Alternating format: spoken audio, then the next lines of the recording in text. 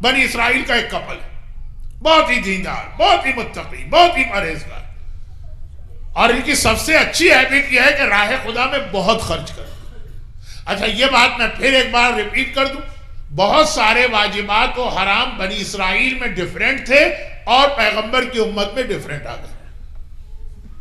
واجبات میں آپ سنتے ہیں بنی اسرائیل میں 50 نمازیں واجب تھی، آپ کے یہاں صرف 5 رہ گئی، اور حرام میں کئی دفعہ یہ جملہ اس سال بھی آیا، رہبانیت اجازت تھی بنی اسرائیل میں، اسلام میں یہ آ کے حرام ہو گئی۔ تو کئی چیزیں وہاں حرام تھی، یہاں پہ جائز ہو گئی، کئی چیزیں وہاں جائز تھی، یہاں حرام ہو گئی۔ تو بنی اسرائیل کے واقعات کا میسج لیا کرے، اس کے اوپر ڈٹو عمل نہیں کرنا ہے۔ کپل بہت راہ خدا میں خرچ کرتا ہے۔ ایک سوال کسی نے پوچھا ہے، چلے وقت ملا ہے تو ایک جملے میں جواب دے دوں۔ تیسری یا چوتھی مجلس میں نے مدینے کے ایک یہودی کا واقعہ پڑھا تھا، مخیرق، یہ نام اس کا ثلاثی تو کیا، رباعی تو کیا، خماسی، مزید الفی میں جاتا ہے، بہت لمبا نام۔ لیکن جب وہ گیا تھا جنگ احد میں تو اپنی ساری پراپرٹی پیغمبر کو دے کے گیا۔ سوال یہ ہے کہ is it allowed؟ ایک آدمی کو ول میں صرف 1/3 کی اجازت ہے کہ وہ کہیں پہ خرچ کر سکتا ہے، پوری پراپرٹی یا ایسٹس آپ نہیں دے سکتے، یہ الاؤڈ نہیں۔ تو کیا is it allowed جو مخیرق کا واقعہ تھا؟ 2 جواب ہیں اس کے۔ پہلا جواب یہی ہے کہ بنی اسرائیل میں یہ الاؤڈ تھا، جو آج بھی دنیا کا قانون ہے کہ آپ کی پراپرٹی آپ کی مرضی ہے، بیٹے کو بھی نہ دے، بیٹی کو بھی نہ دے، کتے کو دے دے، بلی کو دے دے، عام سے کسی کہیں بھی خرچ کر دے۔ وہی بنی اسرائیل کا قانون ان لوگوں میں چلا آ رہا ہے جو اہل کتاب ہے۔ اور دوسرا یہ ہے کہ بہرحال یہ مومن ہو گیا، مسلمان ہو گیا، مسلمان کی پراپرٹی نان مسلم کو نہیں ملے گی، چاہے کا سگا بیٹا ہی کیوں نہ۔ تو خیر، اب ایک منٹ کا جواب تھا تو میں نے سوچا دے دوں، آخری مجلس ہے اس سال کی۔ لیکن بات یہ ہو رہی ہے کہ راہ خدا میں جتنا آتا ہے خرچ کرتے ہیں، اور یہ اصول ہے کہ اللہ کے راستے میں جتنا خرچ کرو گے اس سے 700 ٹائم زیادہ اسی دنیا میں ملے گا۔ آخرت کی بات تو چھوڑی، وہاں تو اتنا ملے گا کہ آپ سے سنبھالے نہیں سنبھلے گا۔ یہاں کا تو مجھے نہیں پتا، پاکستان میں اکثر میں نے دیکھا ہے کہ جب کوئی شوہر اپنی بیوی کے ساتھ شاپنگ کرنے جاتا تو بیوی اتنا خرید لیتی ہے کہ شوہر وہ باکسز اٹھائے ہوئے اور بیگ اٹھائے ہوئے اس سے سنبھالے نہیں سنبھلتے ہیں۔ وہ چل تو رہا ہے بیوی کے پیچھے پیچھے گاڑی تک، لیکن یہ باکس گرا، اس کو اٹھایا تو وہ باکس گرا، اس کو اٹھایا تو وہ باکس گرا۔ راہ خدا میں چیریٹی کرے تو اتنا ثواب آپ کو آخرت میں ملے گا، آپ سے اٹھایا نہیں جائے گا ثواب۔ لیکن دنیا میں بھی پورا نہیں، 70 ٹائمز یا 700 ٹائمز آپ کو زیادہ ملے گا۔ تو ان کو یہ خرچ کر رہے ہیں، ان کو اتنا ہی مل رہا ہے، اس سے زیادہ۔ لیکن اچانک سڈنلی شوہر کی موت ہو گئی، واقعہ بہت میں پڑھ چکا ہوں، اس لیے بہت ہی شارٹ کر کے مسائل پر آ رہا ہوں۔ شوہر کی موت ہو گئی، اب جو غم ہوا وہ ہوا، اور جوان تھا شوہر۔ اب بیوی نے یہ سوچا، پرانا زمانہ ہے، عورتیں جو ہیں وہ جاب واب نہیں کرتی ہیں، جو میرا شوہر چھوڑ کے گیا اسی پہ اب زندگی گزارنا۔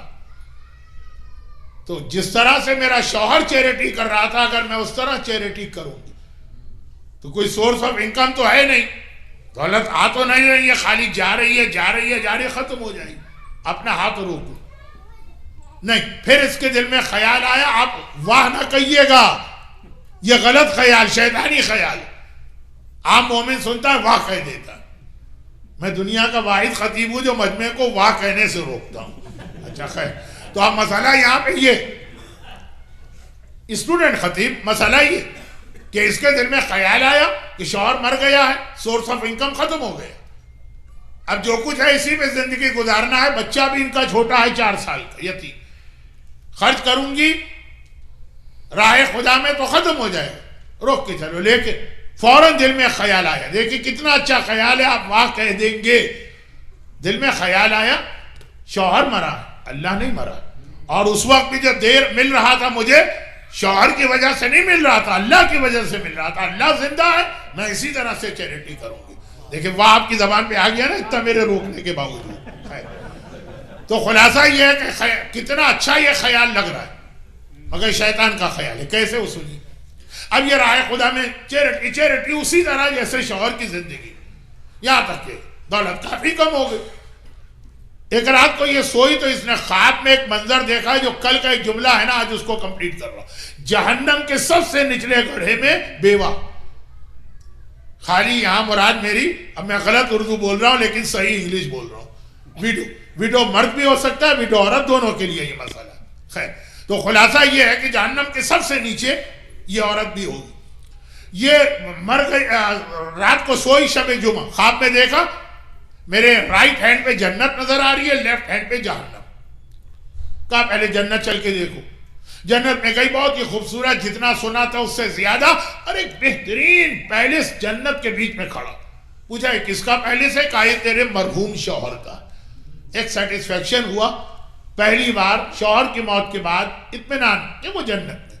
لیکن پوچھا کس کا، ریزن کیا، کیوں ملا اس کو یہ پتہ تو چلے. تو اگر کہا جاتا کہ اس کی اوورآل نیکیاں یا اس کی نمازیں یا اس کی پائٹی نہیں، کہا صرف ایک نیکی، وہ جو راہ خدا میں چیریٹی کرتا. باقی نیکیوں کا ریوارڈ تو قیامت کے بعد ملے گا، مگر راہ خدا کی چیریٹی اتنی بڑی نیکی ہے کہ ادھر مرا اور جنت کا محل مل گیا. اب یہ ابھی خواب میں ہے لیکن سیٹسفیکشن ہوا کہ یہی نیکی تو میں بھی کر رہی ہوں. تو اللہ تو عادل ہے، سب کو ایک جیسا ریوارڈ دے گا. میرا بھی ایسا محل ہے، اب ذرا چل کے ذرا جہنم کو دیکھ لو. وہاں گئی تو اتنا خوفناک منظر، اندھیرا اور لوگوں کی چیخ اور پکار، اور ایک کنواں نظر آیا جو پورا آگ سے بھرا ہوا، اور اس کنویں کے اندر بہت سارے مرد اور عورتیں باندھ کے لٹکائے گئے. اب مجھے نہیں پتا، لیکن آپ کا یہاں کا تو نہیں پتا، انڈیا میں پریٹی شور کا ایسا نہیں ہوتا ہوگا. پاکستان میں آئیے، کسی بھی آپ باربیکیو کی دکان پہ جائیے گا تو ایک لائن سے چکن مثلا معلوم ہے ایک رسی سے بندھے ہوئے لٹک رہے ہیں، یا بکرے ایک لائن سے، یا گائے ایک لائن سے ایک رسی پر. جہنم کے اس کنویں میں ایک رسی ہے اور مرد اور عورتیں لٹک کے جہنم میں جل رہے ہیں.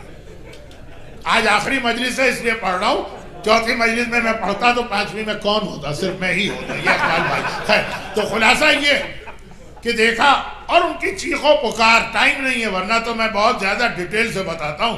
اب دیکھا کہ وہ جو لوگ گناہگار مرد عورتیں، بیچ میں ایک اسپیس خالی نظر آ رہی، جیسے روپ پر آپ نے کپڑے لٹکائے، ایک کپڑا گر گیا تو جگہ خالی نظر آ جائے گی. یا یہ کہ جب بچوں میں یا بڑوں میں کسی کا دانت ٹوٹ کے گر جائے تو ایک جگہ خالی نظر آتی ہے نا، اسپیس، پتہ چل جاتا. گھبرا کے کہا یہ جگہ کیوں خالی؟ کہا کہ جس کے لیے یہ جگہ ریزرو ہے وہ ابھی آیا نہیں. وہ ہے کون؟ کا تو میں، یہ میرے لیے. گھبرا گئی، کہا ہو سکتا میں کوئی گناہ کر رہی تو میری غلطی کیا ہے جس کی وجہ سے جہنم میرے لیے ہے؟ کہا تو جو راہ خدا میں چیریٹی کرتی، یہ ہے تیری غلطی. اور آنکھ کھل گئی. خواب اپنے کنٹرول میں نہیں ہوتا ہے، آنکھ کھل گئی اب کیا کر، ورنہ اس کو ریزن پوچھنا. اب کس سے پوچھے؟ نبی خدا سے. یہ بنی اسرائیل کا واقعہ ہے، انبیاء تھے. سیدھا صبح سویرے نبی کے پاس گئی، یا نبی خدا پہلے تو بتائیے، مجھے تو لگ رہا ہے یہ شیطان نے خواب دکھایا ہے تاکہ میں چیریٹی بند کر دوں. کہا نہیں، یہ اللہ کی طرف سے میسج. تو آخر یہ ایسا کیوں ہے؟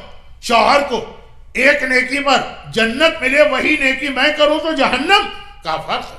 شوہر اپنا مال خرچ کر رہا تو کہا میں بھی تو. کہا نہیں، جیسے ہی شوہر مرا اب اس کا جتنا مال وہ چھوڑ کے گیا ہے وہ بیٹے کا حق بنا ہے، بیوی کا تو خالی 8واں حصہ ہوتا ہے نا. عورت کی توہین میں نہیں کر رہا، لیکن جو اسلام نے اس کو شیئر دیا ہے وہ تو خالی 8واں حصہ ہے نا. تیرا حصہ خالی 8واں تھا، باقی سارا تیرے بیٹے کا تھا. بیٹا بھی نابالغ ہے. نابالغ تو اگر ماں سے کہہ بھی دے کہ ماں آپ خرچ کیجئے تو نابالغ کے کہنے کی کوئی اہمیت ہی نہیں، حق ہی نہیں ہے. جس گھر میں ایک بھی نابالغ ہو اس گھر کے اندر، یعنی اگر میراث میں ملا ہے، باپ مر گیا ہے اور ایک بھی نابالغ اس کے اندر بچہ ہے، اس گھر میں آپ قدم نہیں رکھ سکتے، وہاں نماز نہیں پڑھ سکتے، وہاں اسٹے نہیں کر سکتے، وہاں کنڈولنس کے لیے نہیں جا سکتے جب تک کہ نابالغ کا وصی اجازت نہ دے. وصی کون ہوتا ہے؟ جس سے آپ اپنی ول کے اندر لکھ جاتے ہیں کہ اگر میں مر گیا تو میرے بعد میرے نابالغ بچوں کی دیکھ بھال فلاں شخص کرے گا. وہ آپ اپنی بیوی کو بھی رکھ سکتے ہیں، اس کا مرد ہونا ضروری نہیں، لیکن آپ کو مقرر کرنا ہوگا. اگر نہیں کیا آپ نے، ہمارے یہاں مجھے نہیں پتا اٹلانٹا میں جو شرعی ول ہے وہ کتنی بنائی جاتی ہے. ہم تو اپنے یہاں یعنی کیونکہ سسٹم تو سارے ویسٹرن کنٹریز کا ایک جیسا، پاکستان میں ہمیں یہ پرابلم نہیں. اگر کوئی مر جائے تو پاکستان کی کورٹ اس کی شریعت کے مطابق ڈیسائیڈ کرتی. وہ کہتے ہیں کہ میں فقہ جعفری کا ماننے والا ہوں، شیعہ علماء بلائے جاتے ہیں، آپ کا کیا سسٹم ہے. وہ کہے میں فقہ حنفی والا ہوں، لیکن آسٹریلیا میں ایسا نہیں. چنانچہ وہاں پہ ہر آدمی کو روز ہر سال ہم لوگ ایک سیمینار کرتے ہیں اور ول لکھواتے ہیں. کچھ نئے لوگ آتے ہیں، کچھ پرانے لوگوں کی ول چینج. بہت اہم ہے یہ مسئلہ.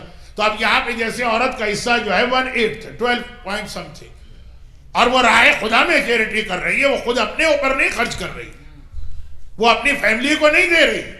لیکن آپ چیریٹی کریں گے اپنا پیسہ، چوری کا پیسہ تو چیریٹی نہیں کر سکتے ہیں نا، یہ چوری کا پیسہ کہلائے.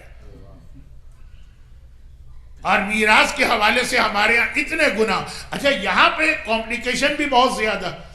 اب اگر ایک مکان، اب شریعت کا مسئلہ سنیے، ٹائم نہیں ہے کہ میں مسائل کی ڈیٹیل میں جاؤں، لیکن ایک چھوٹا سا مسئلہ. ایک مکان شرن، مکان اگر شوہر کا بیوی کو اس کی لینڈ میں کچھ بھی نہیں ملے گا، یہ 12 پوائنٹ سم تھنگ بھی نہیں ملے گا. خالی جو اوپر بلڈنگ بنی ہے اس کے اندر اس کا 8واں حصہ، اور بلڈنگ کے اندر بھی وہ رہ نہیں سکتی. اس کا جو شیئر ہے اس کو دے کے الگ کر دو. اب بظاہر تو باتیں بہت مشکل لگ رہی. بیٹے اور بیٹیاں اپنی ماں سے کہے کہ یہ لیجئے پیسے پکڑیے اور باہر چلے جائیے، نہیں. اگر وہ بالغ ہیں تو نہیں، لیکن ایک بھی بچہ نہ بالغ، مرنے والا اگر اسی کو مقرر کر کے گیا بچوں کا سرپرست یا گارجین تو ٹھیک، ورنہ پھر یہ جائے گا مسئلہ مجتہد کے وکیل کے پاس. بہت ہی کمپلیکیٹڈ مسائل ہیں، خاص طور پر یہ مکان والے. جب یہ مسئلہ آ گیا کہ لینڈ میں بیوی کا کوئی حصہ نہیں، برادران اہل سنت کیا ہے، ان کا ہم پر یہ اعتراض بھی کہ آپ عورتوں کا حق ضائع کر دیتے ہیں، ان کو لینڈ میں حصہ نہیں دیتے، خالی اوپر جو اسٹرکچر اس کی بھی ویلیو میں. لیکن یہاں مسئلہ یہ ہے کہ عورتیں بھی ساتھ میں برابر سے جوائنٹ نیم پہ مکان، اگر خالی نام لکھا ہوا ہے تو الگ بات ہے، لیکن واقعا اگر اس کا شیئر اس کے اندر ہے، سیریسلی اس کو شیئر 50% رکھا، تو اب یہ کمپلیکیشن ہے کہ شوہر مر گیا، آدھا بیوی کا ہے تو آدھا جو بچا، تو آدھا جو بچا اس کی لینڈ میں کوئی حصہ نہیں ہے، تو اس کے اوپر جو بلڈنگ ہے کنسٹرکٹڈ اس کا 8واں حصہ. اور چونکہ یہ ایوری ایئر یہ سچویشن چینج ہو سکتی ہے، کتنا مارگیج دے دیا گیا، کتنا باقی ہے، کتنی ایکویٹی مکان میں بنی ہے، کتنی نہیں ہے، ہمیشہ اس ول کو اپڈیٹ کرنا پڑتا. اور اس کے علاوہ جس گھر میں نابالغ بچہ ہو وہاں تو جانا ہی مصیبت ہوتا ہے اگر مرنے والے نے اپنی ول میں اس کا گارجین نہیں رکھا. اور بہت زیادہ ہمارے یہاں غلطی ہو رہی ہے. اب حدیث سنیے، اور اس سے ریلیٹڈ ایک مسئلہ اور مسائل پہ جلدی سے آ رہا ہوں. ایک حدیث آپ نے زمانے کے امام کے لیے سنی ہوگی، من مات ولم یعرف امام زمانے ہی ماتا میتۃ الجاہلی. اور دوسری حدیث ہے من ماتا بغیر وصیت ماتا میتۃ الجاہلی. بس وہ معرفہ یا نکرہ ہے، جو وصیت کے بغیر مر جائے وہ جاہلیت کی موت مرا. اسی لیے اسلام نے کہ ہر ایک کو اس کا حق ملتا رہے. ہاں یہ الگ بات ہے کہ یہ انہیریٹنس کا ڈسٹریبیوشن ہوتا ہے. پہلے مرنے والے کے قرضے اور واجبات ادا کرو. واجبات میں نماز نہیں ہے، روزہ نہیں. وہ ول کر کے جائے تو ہے، ول نہ کرے تو آٹومیٹک نماز روزہ نہیں. لیکن حج ہے، حج آٹومیٹک ہے. اگر اس پر حج واجب تھا اور اس نے نہیں کی. حج کے حوالے سے ایک مسئلہ آیا، آج کچھ نوجوانوں سے ڈسکشن ہوا تو اور اس کے کچھ اینگل سامنے آئے. اگر آپ پہ قرضہ ہے تو آپ پر حج واجب نہیں، بٹ اگر کسی پر پہلے حج واجب ہو چکا ہے اور اس وقت قرضہ نہیں تھا اور اس نے اس وقت حج نہیں کیا، بعد میں قرضے لیے، تو ایک بار اگر حج واجب ہو جائے تو وہ تو ہر صورت میں کرنا ہی کرنا. چاہے قرضے ہوں، چاہے آپ غریب ہو گئے ہوں، چاہے پراپرٹی بیچنا پڑے، چاہے کسی سے بھیک مانگنا پڑے، اگر عزت کو خطرہ نہ ہو. تو کسی نے کہا یہاں جتنے لوگ آئے، اب مجھے کیا پتا یہاں کیسے لوگ آئے. اب آپ جب اسٹیبلش ہو گئے تو آپ نے مجھے بلانا شروع کیا. میں تو 74 سے مجلس سے پڑھ رہا ہوں، لیکن کہا کہ جتنے لوگ آئے شروع میں سب نے جاب کی ہیں، اور اس وقت کسی کو کوئی مورگیج اور لون مل بھی نہیں سکتا تھا. 5, 7, 10 ہزار جمع ہو گئے تھے ان کے پاس، پھر مورگیج انہوں نے لینا شروع کی. تو اتنے پیسے آ گئے تھے کہ حج پہلے واجب ہوا ہے، مورگیج بعد میں. اور نہیں کیا اس وقت حج تو وہ تو واجب حج مانا جائے گا. ایک طرح سے اس کو کہا جائے گا حج کی قضا آپ کر رہے ہیں. حج میں قضا کا لفظ آتا نہیں ہے لیکن آپ یہی سمجھیں گے. تو وہ ایک طرح کیس ڈیفرنٹ ہو گیا. باقی چیزوں مقامی علماء سے پوچھ لیجئے. میں جلدی سے اس پہ آ رہا ہوں کہ بہت امپورٹنٹ ہے وصیت کا تیار کر کے اپڈیٹ کرنا اور اس پر عمل کرنا.